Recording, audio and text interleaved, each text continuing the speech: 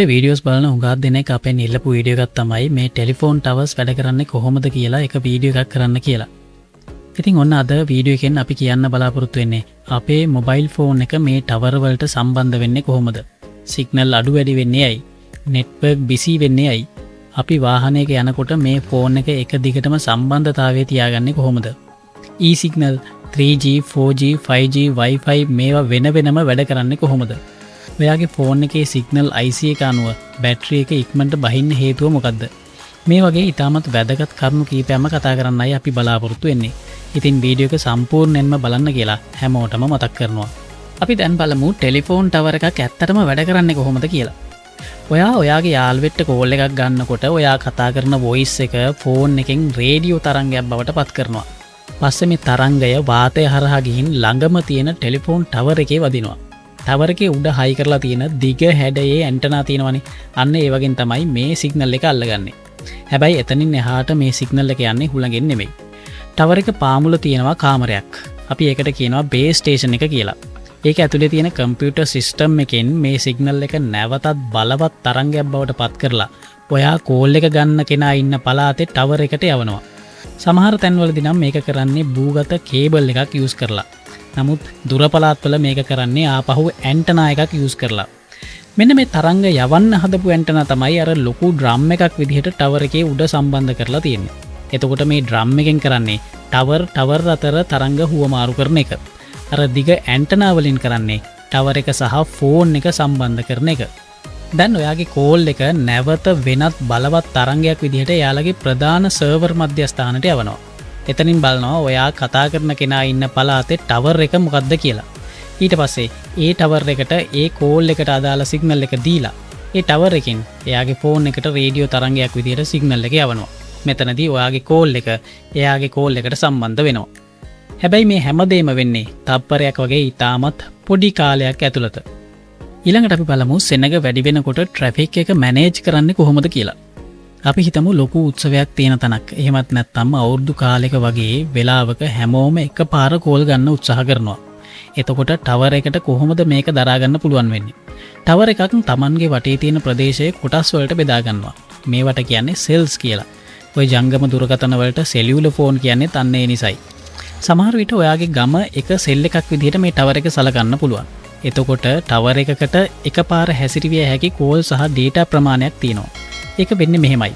හිතන්න ඔයාගේ ගමේ තියෙන ටෙලිෆෝන් ටවර් එකට එකවර කෝල් 60ක් සම්බන්ධ කරන්න පුළුවන් නම් දැන් ගමේ ඉන්න 60 දෙනෙක් එකවර මේ කෝල් ගන්නවා නම් 61 වෙනියට අර 60 දෙනාගෙන් කෙනෙක් කෝල් එක ඉවර වෙනකන් බලන් ඉන්න වෙනවා Tamanගේ කෝල් එක ගන්න.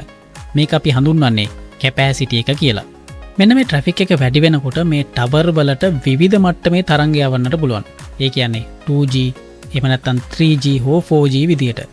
ඉතින් මේ හැම වර්ගයකින්ම 20 දෙනා ගානේ මේ ටවර් එකකට එකවර කනෙක්ට් කරගන්න පුළුවන් නම් එයාගේ මුළු කැපැසිටි එක 60ක් වෙනවා. හිතන්න එකම ෆෝන් එක යූස් කරන යාළුවෝ දෙන්නෙක් එක තැන ඉන්නකොට එක්කෙනෙකුට 3G සිග්නල් පෙන්වන්නත් අනිත් කෙනාට 4G සිග්නල් පෙන්වන්නත් හේතුව මොකද්ද? ඒක වෙන්නේ සමහර වෙලාවට ටවර් එක වටේ ට්‍රැෆික් එක වැඩි වෙනකොට ටවර් එක Tamanගේ වටේ තියෙන ෆෝන් වල පාලනය එයාගේ අතට ගන්නවා. එතනදී සමහර ෆෝන් වලට 3G සිග්නල් දීලා සමහර ෆෝන් වලට 4G සිග්නල් දෙනවා. එතකොට හැමෝම මොනයම්ම හෝ සිග්නල් එකකින් සම්බන්ධ කරලා තියාගන්න යාට පුළුවන්. නමුත් විටින් විට මේ සිග්නල් වර්ගය ෆෝන් අතර මාරු කරනවා. අන්න ඒකයි අපිට සමහර වෙලාවට 4G සිග්නල් එන්නත් 3G සිග්නල් හෝ 2G සිග්නල් විදිහට එක එක සිග්නල් අඩු වැඩි වෙන්නත් හේතුව.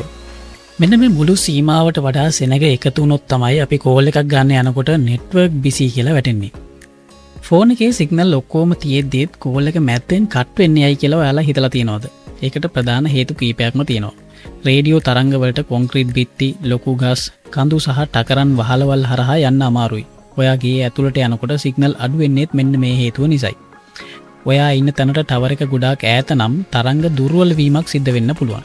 ඒ වගේම නෙට්වර්ක් එක ඕවර්ලෝඩ් වීම නිසාත් ඒ කියන්නේ කලින් කිව්වා වගේ එකපාරකට සීමාවට වඩා පිරිසක් එකම ටවර් එකකට කනෙක්ට් වෙන්න හැදුවොත් සිස්ටම් එකෙන් සමහර කෝල් හිතලම ඩ්‍රොප් කරනවා අනිත් අයටත් ඉඩ දෙන්න. අපි ගමනක් යනකොට හරි වාහනයක යනකොට හරි ටවර් අතර සිග්නල් හුවමාරු වෙන්නේ කොහොමද? මේක තමයි සුපිරිම තාක්ෂණය. අපි වාහනයක වේගෙන් යනකොට කෝල් එක කට් වෙන්නේ නැතුව දිගටම කතා කරන්න පුළුවන් වෙලා තියෙන්නේ හෑන්ඩ් ඔෆ් එහෙම නැත්නම් හෑන්ඩ් ඕවර් කියන ක්‍රියාවලිය නිසා. හිතන්න ඔයා කොළඹ ඉඳලා නුවර පැත්තට ගමනක් යනවා කියලා. දැන් ගමන පටන් ගන්නකොට ඔයා සම්බන්ධ වෙලා ඉන්නේ කොළඹ තියෙන ටවර් වලට. ඔයා වාහනෙන් ඉස්සරහට යනකොට ඔයා දැනට කනෙක්ට් වෙලා ඉන්න ටවර් එකේ සිග්නල් ටික ටික අඩු වෙන්න පටන් ගන්නවා. ඒකම ඔයා ඉස්සරහින් තියෙන ඊළඟ ටවර් එකේ, ඒ කියන්නේ කැලණියේ තියෙන ටවර් එකට ලං වෙනවා. අපේ අතේ තියෙන ෆෝන් එක හැම තප්පරයකදීම වටපිටාවේ තියෙන ටවර් වල සිග්නල් මැන බලනවා.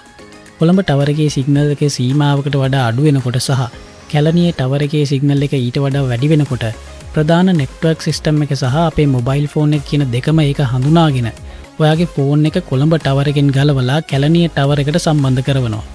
මේක වෙන්නේ හරියට රිලේ රේස් එකක බැටන් එක අතින් අතට මාරු කරනවා වගේ වැඩක්. මෙතනදී කෝල් එක ගන්න අපිට කිසිම දැනීමක් වෙන්නේ හෝ කෝල් එක කට් වීමක් සිදු වෙන්නේ නැහැ. නමුත් කෝල් එක දිගින් දිගටම පවත්වාගෙන යන්න අපිට හැකියාව ලැබෙනවා. ඔයාගේ කෝල් එකට ෆෝන් එකේ සිග්නල් IC එක සම්බන්ධ වෙන්නේ කොහොමද? ටවර් එක කොච්චර හොඳට සිග්නල් ලැබුවත් වැඩක් නැහැ අපේ ෆෝන් එක පිළිගන්න සුදුසු IC එකක් නැත්නම්. අන්න ඒ වැඩේ කරන්නේ ෆෝන් එක ඇතුලේ තියෙන සිග්නල් IC එකකින්. මේ සිග්නල් IC එකෙන් තමයි ෆෝන් එකේ ඇන්ටනාවත් එක්ක එකතු වෙලා වැඩ කරන්නේ. ටවර් එකෙන් එන දුර්වල රේඩියෝ තරංග අල්ලගෙන ඒවා ෆෝන් එකට තේරෙන වොයිස් සහ ඩේටා බවට පත් කරන්නේ මේ සිග්නල් IC එකෙන්. ඔයාගේ ෆෝන් එක බිමට වැටලා හෝ රත් වෙලා හෝ සිග්නල් IC එකට පොඩි හරි හානියක් වුණොත් ටවර් එකට කොච්චර ළඟ හිටියත් ෆෝන් එකට සිග්නල් පෙන්වන්නේ නැහැ. ඒ වෙලාවට ඩිස්ප්ලේ එකේ no service හෝ searching signal කියලා වැටෙන්නත් ඒක හේතුවක් වෙනවා. සිග්නල් අඩු වැඩි වෙන එක බැටරිය බහින්න බලපානවද? මේක නම් හැමෝම දැනගන්න ඕන රහසක්. ඔව්. සිග්නල් අඩු වැඩි වෙනකොට බැටරිය සෑහෙන ඉක්මනට බහිනවා. ඒක වෙන්නේ මෙන්න මෙහෙමයි. ඔයා සිග්නල් අඩු තැනක ඉන්නකොට උදාහරණයක් විදියට කොන්ක්‍රීට් බේස්මන්ට් එකක හෝ ඈත පිටිසර ගමක ඉන්නකොට ඔයාගේ ෆෝන් එකට ටවර් එකත් එක්ක තියෙන සම්බන්ධතාවය ගිලිහිලා යන්න හදනවා. ඉතින් ෆෝන් එක නිකන් ඉන්නේ නැහැ. ටවර් එකක් හොයාගන්න Tamanගේ ඇන්ටනාවේ බලය එහෙම නැත්නම් ට්‍රාන්ස්මිෂන් පවර් එක උපරිමයෙන්ම වැඩි කරනවා. හරියට කෙනෙක්ට ඇහෙන්නේ නැති වෙලාවකට අපි කෑ ගහලා කතා කරනවා වගේ වැඩක් තමයි ෆෝන් එකත් කරන්නේ. මේ විදිහට උපරිම බලයෙන් සිග්නල් හොයන්න try කරද්දී ෆෝන් එකේ ප්‍රොසෙසර් එකට සහ ඇන්ටනා සිස්ටම් එකට ලොකු කරන්ට් එකක් වැය වෙනවා.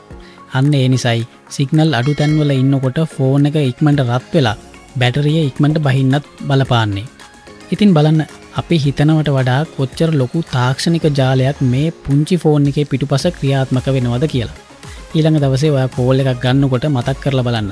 මේ හැමදේම වෙන්නේ තත්පරයකින් භාගයකටත් වඩා අඩු කාල සීමාවකදී. ඉතින් ඔයා මේ වීඩියෝ එකෙන් යමක් අලුතෙන් ඉගෙන ගත්තා නම් හරි මේ වීඩියෝ එකෙන් නැවත නිවැරදි කිරීමක් කරන්න තියෙනවා නම් හරි ඒ දේවල් කමෙන්ට් එකක් විදිහට මේ වීඩියෝ එකට පහලින් ලියලා තියන්න කියලා හැමෝටම මතක් කරනවා. ඉතින් අද වීඩියෝ එකෙන් අපි කතා කරේ මේ ජංගම දුරකථනය සහ ටෙලිෆෝන් ටවර් එක වැඩ කරන ආකාරය ගැන. මේකෙන් යමක් ඔයාලත් ඉගෙන ගන්න ඇති කියලා අපි හිතනවා. ඉතින් ඔබට වටිනා මේ වගේ වීඩියෝස් නැවතත් බලන්න දිගටම අපිව subscribe කරලා තියාගන්න කියලා හැමෝටම මතක් කරනවා. ඒ වගේම මේ වගේ වීඩියෝස් තවත් බලන්න නම් මේ වීඩියෝ එකට like එකක් දාලා තියන්න කියලාත් හැමෝටම මතක් කරනවා. නැවතත් මේ වගේම වීඩියෝ එකකින් හමු වෙමු. එතෙක් ඔබට ආයුබෝවන්.